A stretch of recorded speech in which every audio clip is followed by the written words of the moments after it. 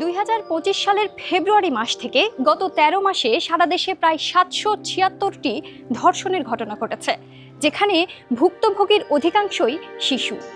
4 বছরের শিশু থেকে বিশ্ববিদ্যালয় শিক্ষার্থী কেউই আজ নিরাপদ নয়।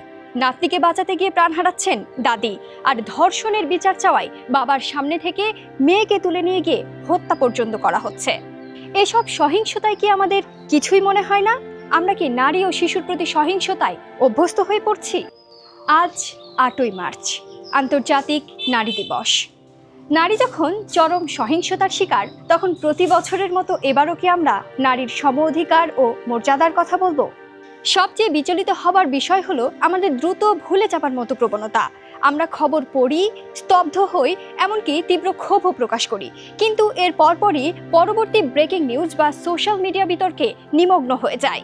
আমরা যদি এই অপরাধগুলোকে বিচ্ছিন্ন ঘটনা বলে এড়িয়ে যেতে চাই, তখনও এই দানবেরা এই সমাজে টিকে থাকে এবং তারা আরও অপরাধ করার সুযোগ পেয়ে যায়। নতুন আইন নয়, বরং এই নারী দিবসে আমরা সুনির্দিষ্ট কিছু দাবি জানাতে পারি। সালিশে নয়, বিচার হতে হবে নির্দিষ্ট কোর্টে। লোক দেখানো গ্রেপ্তার নয়, স্বচ্ছ তদন্ত করে কম সময়ের মধ্যেই অপরাধীর সাজা কার্যকর করতে হবে। পুলিশ বাহিনীকে ভুক্তভোগী বান্ধব করে গড়ে তুলতে হবে, বাড়াতে হবে ফরেনসিক সক্ষমতা এবং বিশেষায়িত প্রসিকিউশন ইউনিট গঠন করতে হবে। 109 বা 999 এর মতো 24 ঘন্টা চালু থাকা হটলাইনগুলোর ব্যাপারে ব্যাপক প্রচার চালাতে হবে, বাড়াতে হবে সেফ হোমের মান ও সংখ্যা। স্কুলের পাঠ্যপুস্তক থেকে শুরু করে ধর্মীয় প্রতিষ্ঠানের বয়ানে তুলে ধরতে হবে নারীর অধিকার ও মর্যাদা রক্ষা করার কথা।